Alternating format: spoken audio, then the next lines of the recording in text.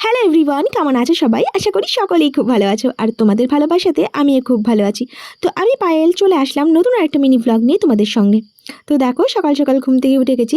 ঘুম থেকে উঠেই বিছানাটাকে তুলে ফেললে মনে হয় যেন বেশ অনেকটা কাজ এগিয়ে ফেললাম, আর ঘরটাও বেশ ফ্রেশ ফিল হয়। আর এই দিকে দেখো আমার মা করেছে কি, আজকে সকালবেলায় ছোট ছোট মাছ নিয়ে কাটতে বসেছে।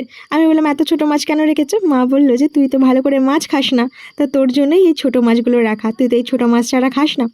মায়েরা এমনই হয়, নিজের যতই কষ্ট হোক না কেন, সন্তান কোন জিনিসটা ভালো খায়, কোন জিনিসটা ভালোবাসে, সেই ছোট ছোট বিষয়ের দিকে কিন্তু তাদের নজর কিন্তু সব সময় থাকে, সে তাদের যতই কষ্ট হোক না কেন। তো আমি ভাবলাম যে মা যখন এত কষ্ট করে আমার জন্য ছোট মাছ কেটে বেছে রেখেছে, তা আমি আজকে ওনার পছন্দের মতো একটা পদ রান্না করি।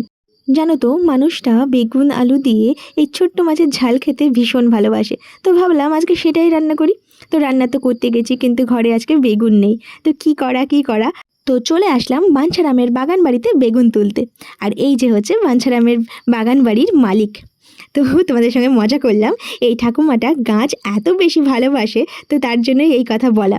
তো অনেকজন অনেক কিছুতে খুশি হয়, আমার এই ঠাকুমাটা না গাছ পেলেই খুশি হয়। সারাটা দিন বাগানের মধ্যে খুট খুট করতেই থাকে, এইখানে এই গাছ সেইখানে সেই গাছ, এই সব করেই তার দিনটা কাটে। তো চলো এখন রেসিপিটা বানিয়ে নেওয়া যাক।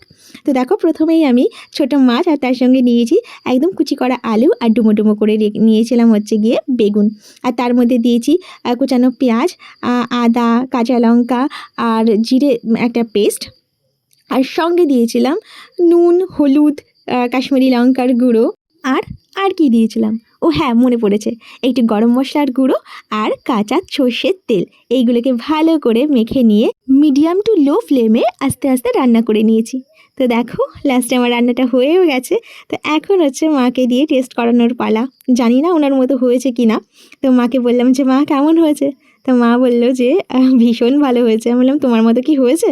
তো মা বলল, আমি নাকি ওনার থেকেও ভালো রান্না করেছি। আমি বললাম, এটা কিন্তু একটু বেশি বেশি হয়ে গেল। তো মা বললেন, না রে বাবু, সত্যিই ভালো হয়েছে। তো আমার তো এটা শুনেই ভীষণ ভালো লেগেছে। তো জানো তো, আর কদিন পরেই আমার পাপা আমাদের বাড়ি থেকে চলে যাবে ওদের বাড়িতে। মা বলল ওর জন্য বালিশ তৈরি করবে, তো তার জন্যই এখানে তুলো নিয়ে নাড়াঘাটা করছি। তো আজকের মতো এইটুকুই, দেখা হবে তোমাদের সঙ্গে নেক্সট কোনো মিনি ব্লগে। টাটা।